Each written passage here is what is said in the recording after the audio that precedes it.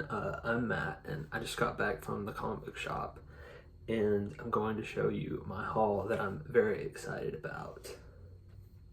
Starting from what I'm least excited about to what I'm most excited about, we are going to show first X-Men #2 by Jed MacKay and Ryan Stegman, which I'm excited about this also, but the first issue I was not super amazed by. I thought that it was fine, but that was about it. I thought that it was a relaunch #1, but I had a lot of things that I wanted to see more of, and I'm hoping that this will deliver on that.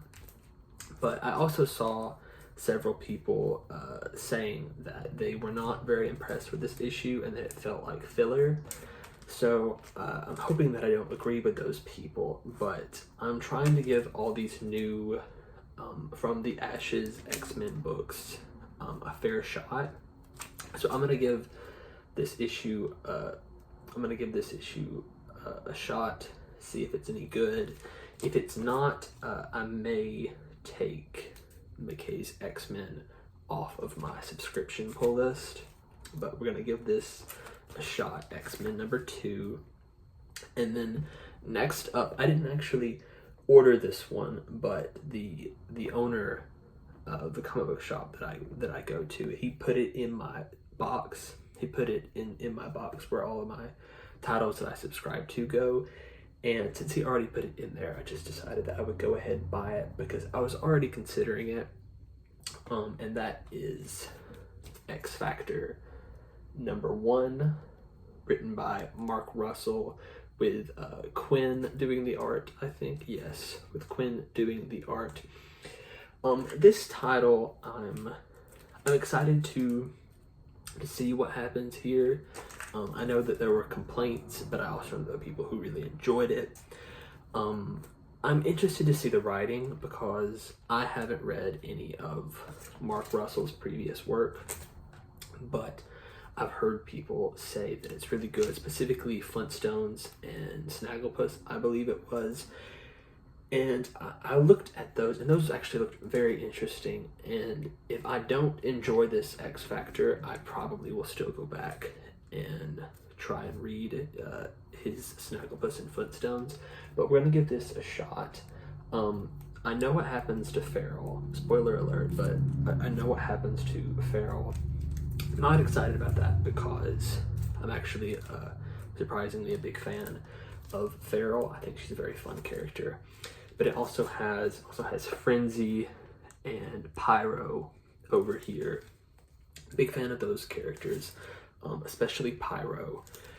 And she's not on the cover, but Dr. Cecilia Reyes is a member of this team, and hopefully she is written well and done well because I'm a huge fan of Dr. Cecilia Reyes. She's actually one of my favorite X-Men characters, believe it or not. So if she's in here and that's done well, or if I just like the book, I might add this to my subscriptions, but we're gonna give this a go. Another one of those From the Ashes X-Men series.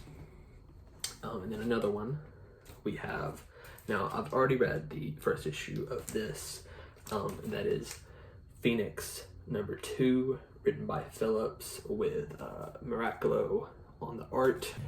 I thought the first issue was pretty good, but it didn't have quite as much focus on Jean as I would have liked, because this is sort of Jean's first foray into having an ongoing solo. She's had mini series before, but this is really the first time that she'll have an ongoing. I would have liked to have a little more focus on Jean, but in the first issue, the narration is by a character that we don't actually know. She's a new character, a new alien character, and I assume that we'll get to see more of her and understand who that character is. But I would like to see a little more Jean in this issue. I thought the first one had a really good scene with Jean having a telepathic conversation with Cyclops, and I thought the dialogue was really well done. So I know that Phillips can write good Jean dialogue, and I'm hoping we get to see more of that in here. And the next is the last issue of a series that I'm a very big fan of, and that is Rainbow Rowell's Sensational She-Hulk.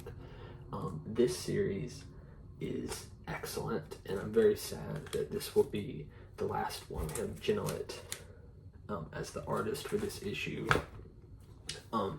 I think that it's really sad that we're losing this series, because it is kind of unique in that it's one of the only superhero comic books that is coming out right now, especially by Marvel or DC, that has like a slice of life rom-com type of feel, that is also done very well, because I've seen it tried with certain other series from time to time, but a lot of the times they just don't really hit. But this Sensational She-Hulk run and just Adjectiveless She-Hulk that Rainbow Rowell has done, they have been extremely well done. They're funny, they're romantic, they're sexy, they're great. They're both great series. And really, they're split up into She-Hulk and Sensational She-Hulk, but effectively they're the same series. So honestly, I would highly recommend y'all check out this series if you haven't. Like I said, this is the final issue, so can't really buy any new issues, but if you want to go read the ones that have already come out, they're collected in trade, I think now. I guess there's one more that needs to come out, but I think all the other trades are out, or you can read them on Marvel Unlimited or wherever else you find them. But if you're into slice of life type stuff, it's great. If you're into She-Hulk, it's great. If you're not into She-Hulk and you're like, why do people give a crap about this character, heavily recommend checking that out, because it has a lot of the stuff that I think is quintessential to understanding the appeal of She-Hulk. I really do. And then next up, we have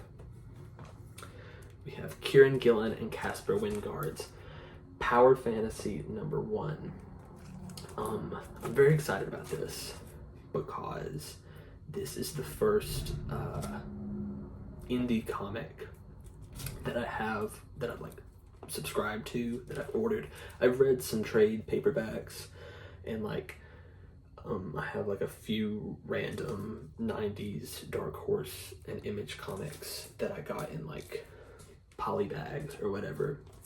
But this is the first time I've subscribed to an Image or any indie book, and I'm very excited to read that. One, because of that reason, but also it's written by, the reason I'm getting it actually is it's written by Kieran Gillen, who I'm a super fan of. I think Kieran is one of the best comic book writers of the 21st century. I really do. His X-Men is spectacular. His Young Avengers is spectacular. So I'm very excited to get into this. And the summary that I heard about it is very interesting.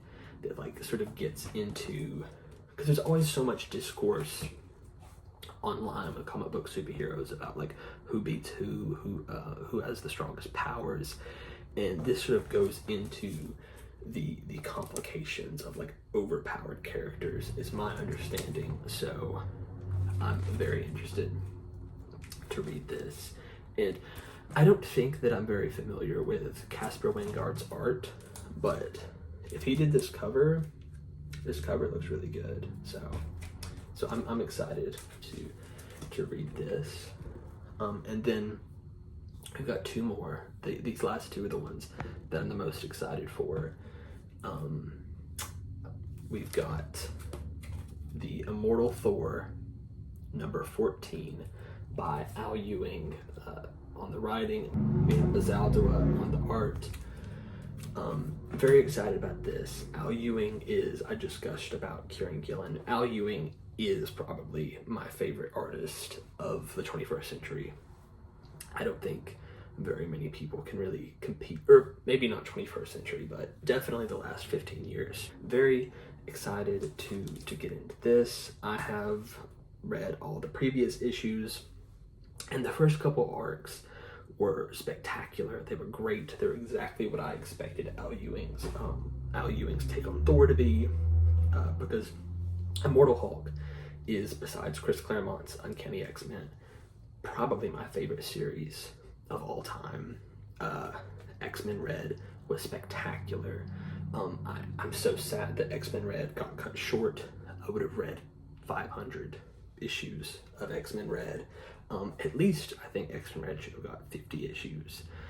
It didn't even get 20, I don't think, which is ridiculous. But I'm very excited to get back into this because there were a few issues where, I forget which numbers they were, I think it was 11 and 12, where all of Odin's children sort of came together and had this weird adventure in like a dimension between dimensions, and they were okay, but I wasn't particularly impressed by that story. And then the last issue that came out sort of seemed to me to start to get back on track with the main story that was going on with Immortal Thor. So I'm excited to see what happens here. Last issue, Thor met up with Hercules, and they had this cool adventure. I always find like a Thor and Hercules team up to be fun.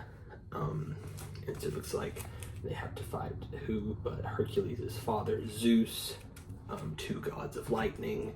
And this is the 775th issue of Thor. So very excited to get into this as soon as I stop recording. And then last but not least, I've actually already read this issue, but as I ordered this variant cover, but the owner of the shop, I think the order didn't come in, so he gave me a free copy that was not this variant cover. It was like a little bit damaged, so he gave it to me for free.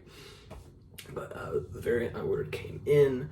Very excited. It's beautiful. We have Uncanny X-Men #1 variant cover by David Marquez, who also did the interiors, and of course the legendary Gail Simone as the writer.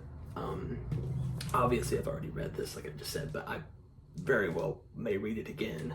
In fact, I am going to read it again. Of all the From the Ashes titles that have come out already, I think this is probably the best one. I'm also a huge fan of NYX. I know that people had differing opinions on NYX. I thought that one was great. I could talk about that later if I do a video on NYX or whenever the next issue comes out. But this, I think, is probably my favorite. Marquez's art is beautiful. I mean, it's absolutely beautiful. And Gail's writing is perfect. To me, it really gets at the drama and the emotions and the soap opera of the X-Men that we really haven't seen in a while, I feel like. I was a huge fan of Krakoa, and I'm still upset that Krakoa has fallen, but I'm very excited for this title because it does sort of bring back that like Claremontian drama, that Claremontian soap opera feel that was in his X-Men title. And it also is centered on some of my favorite characters in the X-Men. I'm a huge Rogue fan, and she did some stuff in the Krakoan era, but I feel like Rogue was unfortunately one of the more underserved characters of the last era. Gambit over here, I historically have not been the biggest Gambit fan. I've always liked him, but in this issue I thought he was done really well. We've got Nightcrawler and Jubilee, who I'm a big fan of. I'm wondering what Gale will do with Jubilee in this series. And then we of course have Wolverine, and in the last page of this issue we get introduced to the Outliers, I believe they were called, which are sort of going to be this era's New Mutants. And I'm very excited about them, and I cannot wait for Uncanny X-Men #2 to come out so we can learn more about them. But that's all of my comic haul for today. Hopefully I will talk to you guys soon.